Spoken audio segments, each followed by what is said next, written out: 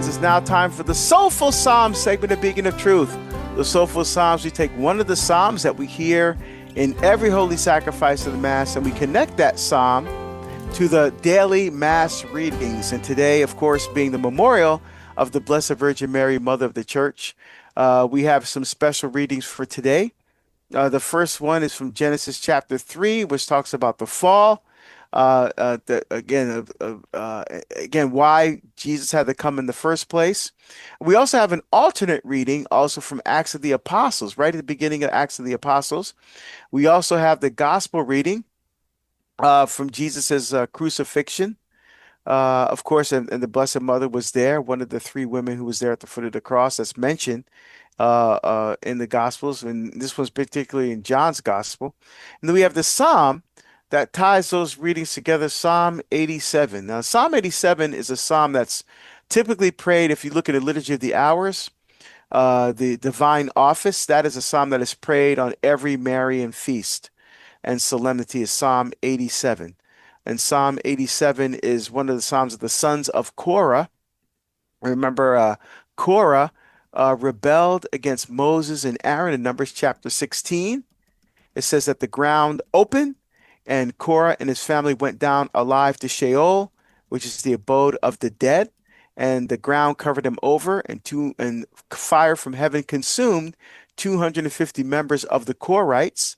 And the only ones that survived were the sons of Korah. And these aren't necessarily the biological sons of Korah, but those who chose not to participate in the rebellion, those Korahites. And not only were they superintendents, so the sons of Korah not only became superintendents of the musical guild of the Jewish temple, who either wrote or put music to a number of the psalms, including this one, Psalm 87. They were also caretakers and custodians of the sacred vessels and investments that were used in the worship of God. And Korah in Hebrew means baldness.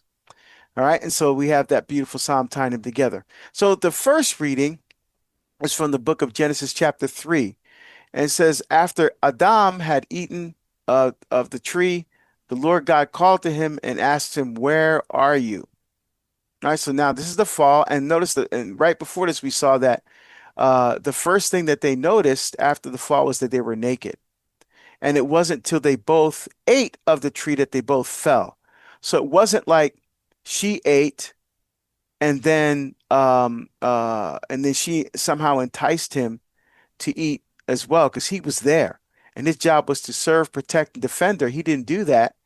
And that's how sin came into the world. He didn't live up to his responsibility to serve, protect, and defend the heart of love. And so she was enticed by the fact that the thought that she could become like God. Her husband should have stood there and defended her. It didn't happen. And when he ate, that's when they both fell. It wasn't until they both ate that they both fell. Why? Because they were one flesh, as we saw earlier in Genesis chapter 2. So now they hid themselves. Why? Because now they're naked. They no longer see each other the way God sees them. They're no longer looking at each other through God's eyes. They're now seeing each other's nakedness and realizing that there's a tendency to look at each other and to treat each other as objects instead of seeing God's glory in each other. And so they said, I was afraid because I was naked, so I hid myself. And then God says, who told you we're naked? That oh no, wait a minute. You ate the fruit of the tree. What happened? I thought we talked about this. And what does he do? He blames her. So again, big lesson for us here. Instead of stepping up and taking responsibility for your actions and decisions, what does he do? He immediately blames her. It's her fault. And then, of course, the woman, following the example of her husband, blames the snake. And uh,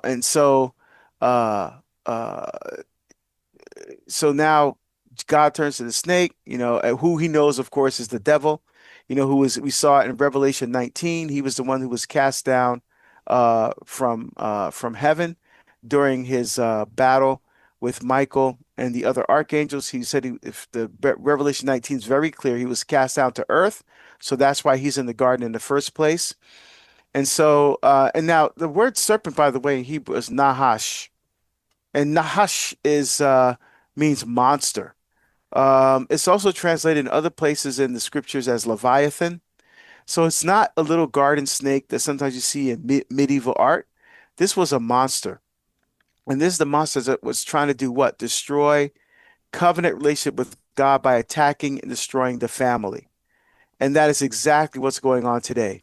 Satan's doing exactly the same thing. Maybe not as a Nahash, like a physical creature, but he's doing it through moral relativism, through subjective individualism, where it's all about me.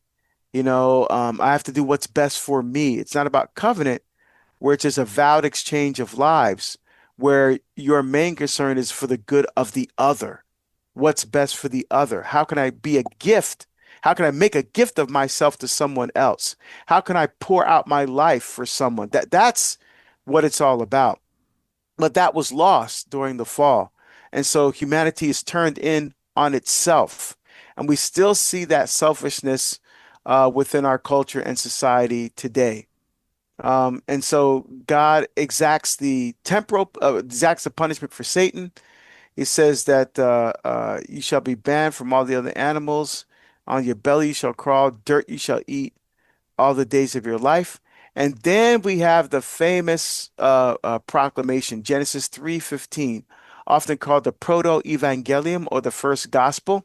So God says to the snake, I will put enmity, that's ebao in Hebrew, which actually means hatred. And so I think that the translators thought that was too harsh of a word to use.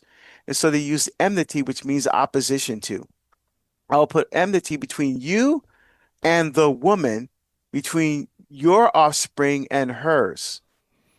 Um, or it's translated from the Hebrew, your offspring is seed, hera, which is a feminine noun in Hebrew, which means seed. It's definitely referring to the woman's seed, the seed of the woman.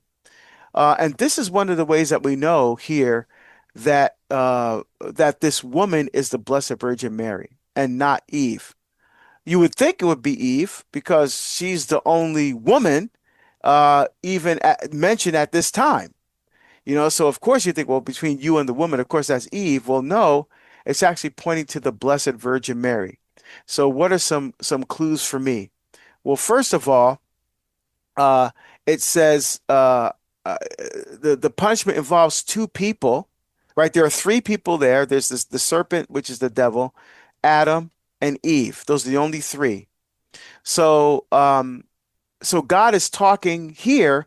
He's talking to the serpent, but the punishment involves two people. Why isn't he talking to two people? Why is he talking to the serpent and the woman? Since the punishment involves her, why is he talking to both of them? So, for example, I remember when the twins were young, and it rains a lot in Oregon during the winter, so we had a rule about no ball playing in the house.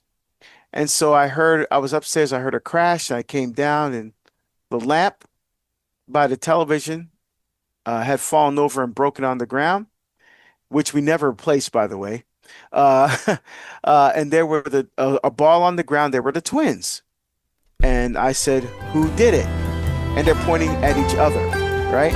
And so, so if the punishment involves two people, they should be talking to both of them. And of course, the woman here is the same woman at the wedding feast of Cana and at the foot of the cross as well. For more on the Psalms with Deacon Harold Burke-Sivers, check out Beacon of Truth weekdays at 4 p.m. Eastern on EWTN Radio and streaming everywhere you listen to podcasts.